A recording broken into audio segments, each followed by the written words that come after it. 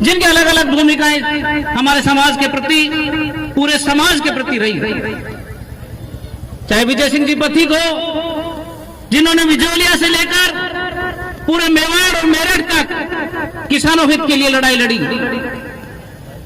पन्ना ढाई का उदाहरण ले लो,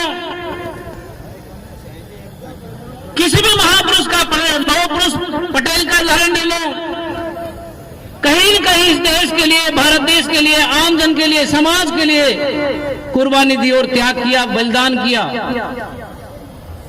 हमारे पायलट साहब बहुत ही कांग्रेस के कद्दावर नेता रहे। परम सम्मानित कर्नल साहब बैंसला जी, जिन्होंने हमारे समाज को, 100 समाज को जगा करके इस पटल पर ला करके खड़ा किया। आज समाज प्रगति के दौर पर है, इसमें कतई नहीं है, कोई कोताही बरतने का काम नहीं, न कोई झूठ बोलने का काम। आज हमारा समाज प्रगति की ओर चल रहा है। लेकिन विधायिका जी, हमें दुख इस बात का है कि हमारे समाज की जनसंख्या के अनुपात में इस देश को 3 व्यवस्थाएं चलाती है, विधायिका, कार्यपालिका और न्यायपालिका। लेकिन दुर्भाग्य है हमारा कि आज तक इस देश में भारत की सर्वोच्च विधायिका में हमारा कैबिनेट मंत्री नहीं बन पाया। दुर्भाग्य हमारा इस बात का कि हमारे सर्वोच्च पद पर कोई भी प्रशासनिक अधिकारी नहीं पहुंच पाया। आज राजस्थान के अंदर मात्र एक जिला कलेक्टर हमारे बने हुए हैं, जो हिमाचल प्रदेश से अनुसूचित जनजाति के कोटे से आए हुए हैं, अरविंद जी पोसवाल साहब। उसके अलावा हमारे पास राजस्थान में कोई कलेक्टर नहीं, कोई आईएएस नहीं, कोई आईपीएस नहीं। जहां तक आईपीएस का सवाल है, हमारे समाज में अगर पुलिस का कोई सब इंस्पेक्टर बन जाता है तो हम उसको ये मान बैठते हैं कि यही हमारे समाज का आईपीएस है, हमारे समाज का आईजी और डीजीपी है, यही हमारे समाज की लास्ट पोस्ट है। सब इंस्पेक्टर से, सिपाही से सब इंस्पेक्टर तक पहुंचता है और वहां जाकर के वो रिटायर हो जाता है।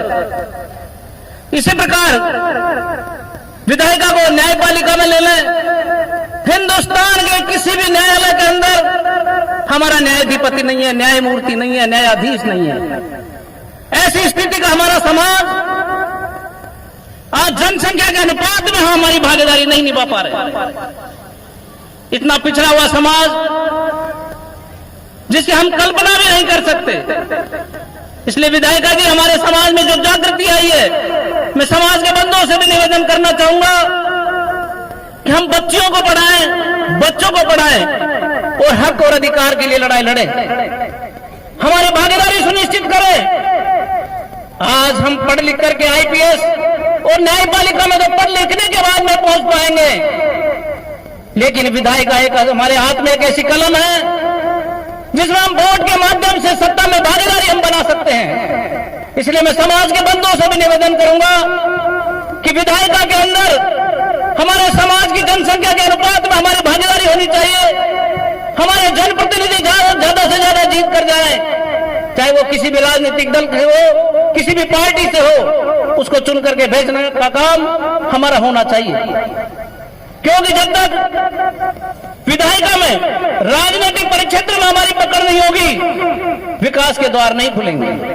विकास के द्वार 2 रास्ते हैं, एक तो हम शिक्षित होंगे तो विकास का द्वार खुलेगा, और एक हम राजनीतिक जागृति लाएंगे तो विकास का द्वार खुलेगा।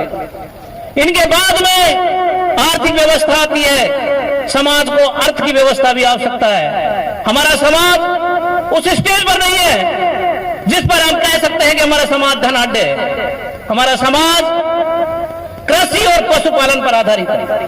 आर्थिक स्थिति में सुधार लाना होगा, हमें बाह्य आडंबर को, कुरीतियों को त्यागना होगा और उन पैसों को हम बच्चों की शिक्षा में लगाना होगा।